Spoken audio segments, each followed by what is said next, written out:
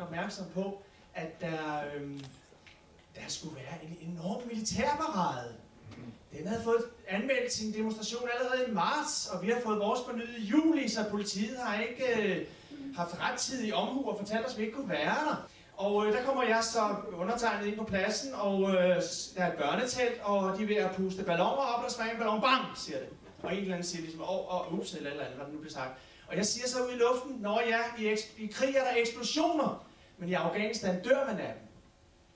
Nå, det var damen jo ikke glad for at høre på, for der stod en ung ISAF-soldat lige herovre. Han hørte det jo. Det var ikke ham, jeg sagde det til, men han hørte det, for jeg sagde det bare sådan ud i luften. Så hun kom hen til mig og sagde, vil du godt lige gå væk? Jamen altså, vi har også lov til at være her og sådan nogle ting. Nej, det havde vi ikke lov til, vi værsgo væk med os. Og konklusionen på det er, at freden må ikke lave ufred på krigsskuepladsen. Så freden bliver bortvist. Nu er det sådan, som jeg også kan se på vores t-shirts her. Krig er terror. Det er jo krig mod terror. Krig er terror. Og det illustrerer vi ikke bare på denne måde, men jeg skal lige vise en anden illustration, så... Og der bliver holdt herom, så jeg skal lige... Sådan, ser det også ud. Det er ikke alle, der fatter fidusen. Men man skal også ligesom kunne dreje blikket lidt og se det på en lidt anden vinkel. Det er nok i virkeligheden det handler om. Og det har vi så gjort med en lille sang, som i øvrigt også helt spontant faldt ned i hovedet på os den 5. september. Det er en sang, som vi kender, men vi vil bede om at være med at synge med, for vi har skruet lidt på den. Ja? Yes? Det er jo nationalsangen. Den siger sådan her. Der er et yndigt land, der fucking smider bomber over Afghanistan, over Afghanistan. De tror, de gør det gode, men de bare hjernevasket. De unge danske mænd, de unge danske mænd.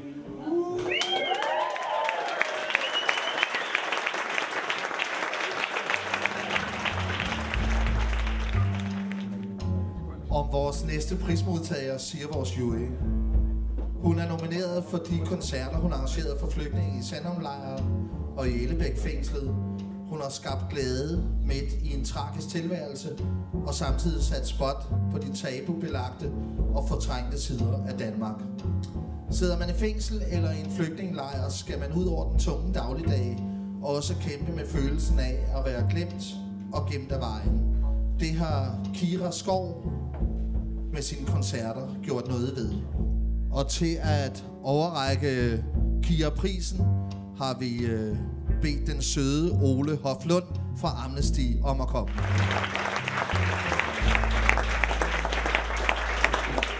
Kiras koncert i Ellebæk var en enestående begivenhed. Desværre nedlagde Kriminalforsorgen forbud mod, at koncerten blev filmet eller dokumenteret. Der var heller ingen adgang for medierne. Men for os, der var til stede, var det tydeligt, at den musik og de smukke og vedkommende ord, som Kira delte med fangerne, gjorde et dybt indtryk. Publikum var et lille udsnit af hele verden. Der var asiater, der var arabere, der var afrikanere, der var østeuropæere og der var latinamerikanere. I starten holdt de sig lidt på afstand af denne lidt mystiske kvinde i bare tæer, som stod klar med sit band, da fangerne blev ført ind i gymnastiksalen. Men da Kira tog mikrofonen og blev velkommen, var der umiddelbar kontakt. For det hun sagde var, i min oversættelse: vi er kommet her i aften for at vise, at vi støtter jer og tænker på jer.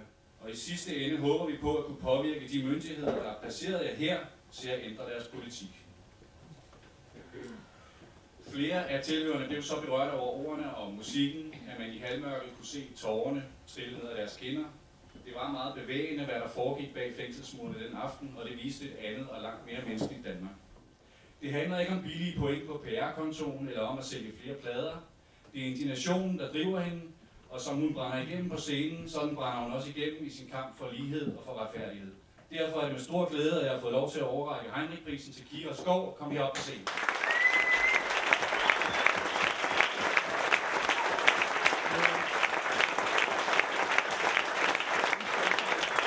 Tusind tak. Jeg synes, at det er et stor ære at modtage den her pris. At stå side om side med alle de fantastiske og tapre og smukke mennesker, som også har modtaget priser i aften. Jeg er virkelig bevæget over det arrangement. Meget glad for at kunne være med. Jeg tror egentlig bare, at jeg vil synge en sang for jer, og så... Ja!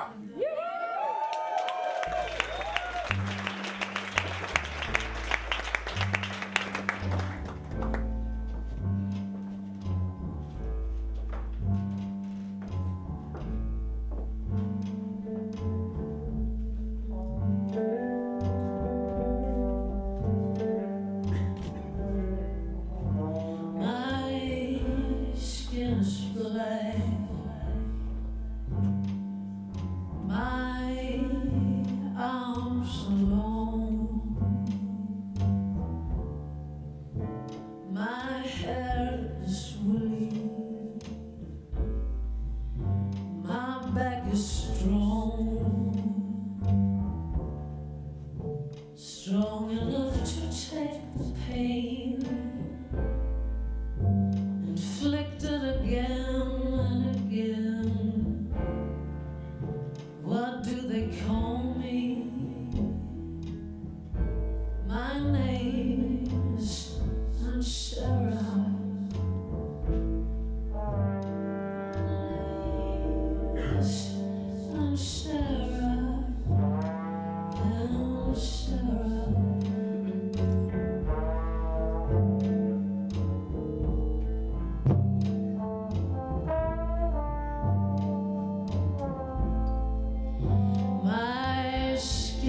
Yellow, my hair is long,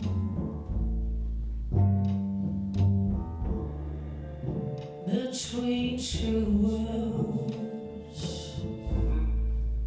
I do belong.